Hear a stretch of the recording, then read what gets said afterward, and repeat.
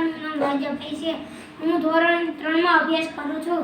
મારી શાળાનું નામ લાલપુર પીએમ શાળા છે. હું આજે એક ગીત રજૂ કરવા માંગુ છું તે તમે ધ્યાનથી સાંભળો તેવી મારી નમ્ર વિનંતી.